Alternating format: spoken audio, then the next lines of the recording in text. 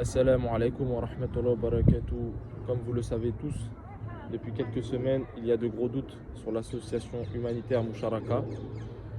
Pour faire un petit rappel, premièrement, il a effectué une publicité à but commercial sur le compte de son association en faisant la promotion de véhicules de luxe, ce que je trouve complètement indécent et vraiment très paradoxal de partager un côté la misère et de l'autre le luxe.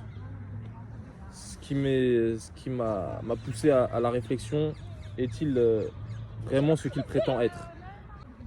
Deuxièmement, Ayman mène un train de vie de luxe et s'en vante, ne s'en cache pas. Plusieurs frères aux Émirats savent qu'il a beaucoup d'argent, tout comme à Marrakech, là où il vivait précédemment. Je lui ai demandé de se justifier par rapport à cela, chose qu'il n'a jamais faite, car, comme il le disait lui-même, en reprochant à Lakhdar, responsable de l'association humanitaire Miséricorde, et on voit bien les détournements. À quelle échelle se faisait-il?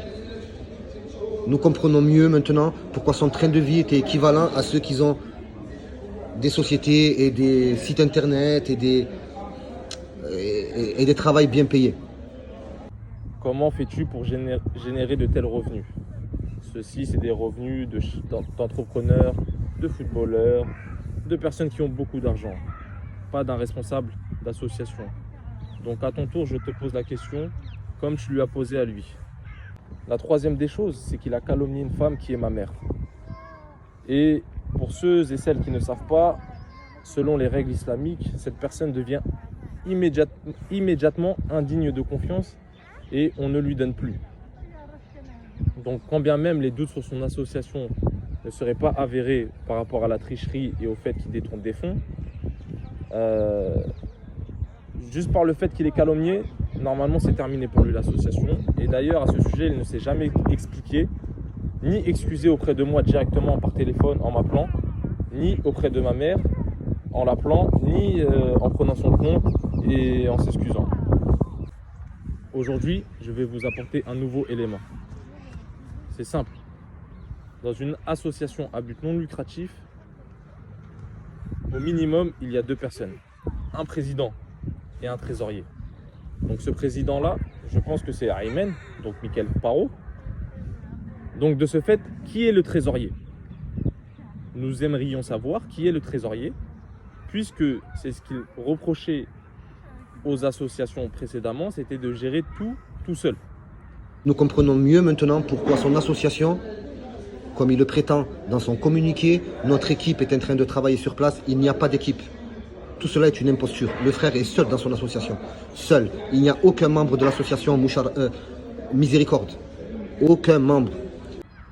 Donc, Ayman, Michael Paro, dis-nous qui est le trésorier de ton association, qui puisse montrer les comptes de ton association à deux personnes neutres et connues pour leur confiance.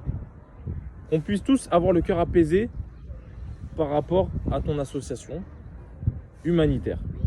Si je lui demande devant tout le monde qui est le trésorier, mes frères et sœurs, ce n'est pas en vain. Donc, devant tout le monde, je repose la question une nouvelle fois, qui est le trésorier de ton association, qu'il puisse nous montrer les comptes de l'association à deux personnes neutres et dignes de confiance. Qu'on puisse tous avoir le cœur apaisé. Je te préviens, Ayman Michael Paro, si tu ne le fais pas dans les 72 heures, car je t'ai laissé vraiment beaucoup de temps jusqu'à présent, je te laisse 72 heures pour te justifier par rapport à cela, toi et ton trésorier. Si tu ne le fais pas, sache que je n'aurai aucune peine pour toi, ni aucune rahma, et je contacterai le greffier des associations d'Aix-en-Provence pour leur signaler les anomalies liées à ton association. Et j'invite toutes les personnes qui ont des doutes sur son association à le faire. Donc je vais vous mettre l'adresse mail, le numéro de téléphone et l'adresse pour les courriers. Et n'hésitez pas à dire que voilà, il mène un train de vie de luxe aux Émirats, que son association est basée en France alors que pour faire des virements, c'est un compte en ligne, un compte belge, qu'il se sert de l'association pour faire de la publicité à but commercial.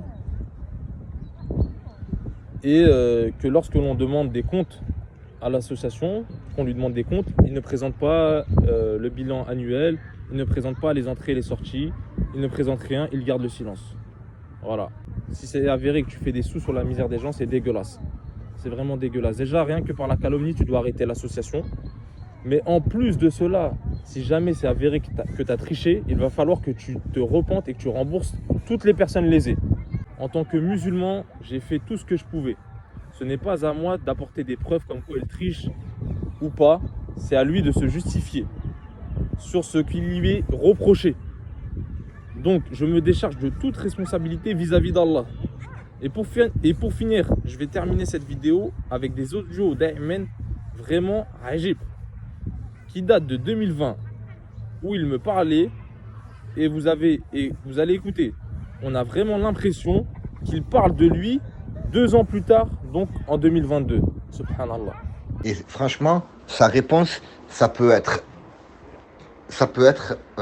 vraiment une chose qui le démonte. Je vais m'expliquer. Parce qu'en fait, dans une réponse, il y a deux choix possibles. Soit dans une réponse, on apporte des arguments qui sont tellement clairs qu'on ne peut plus rien y dire. Ou soit dans une réponse, on cherche à convaincre l'audimat et vous avez une preuve sur chaque réponse qu'il fait. Il faut que Ryan, il faut que tu en parles, tu vois.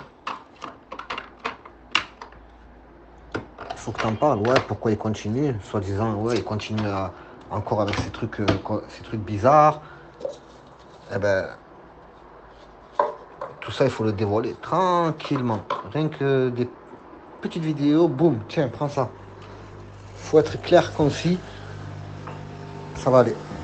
Et tu trouves que moi, ce n'est pas légitime que je vienne défendre l'honneur de ma mère? Tu ne l'aurais pas fait pour la tienne?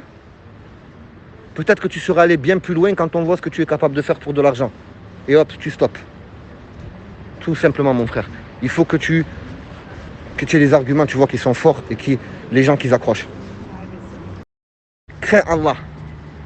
Tout simplement, tu lui dis comme ça des petits cours. Crains Allah. Qui ne craint pas Allah entre moi et toi? Moi, la seule chose que j'essaie de faire, c'est de rétablir l'honneur de ma mère que tu essaies de salir. Sachez que vous avez la bonne place auprès d'Allah. Vous êtes celui à qui on a fait de l'injustice.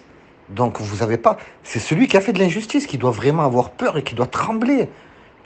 Parce que si demain il raconte son Seigneur, il est mal. Tant que vous avez cette position, ne vous inquiétez pas. Allah, il est juste. Si vous n'avez pas confiance aux humains, aux êtres humains, ayez confiance en Allah. Il est juste. Il ne laissera pas tomber son serviteur. Tant que vous êtes sur le haqq, ne vous inquiétez même pas.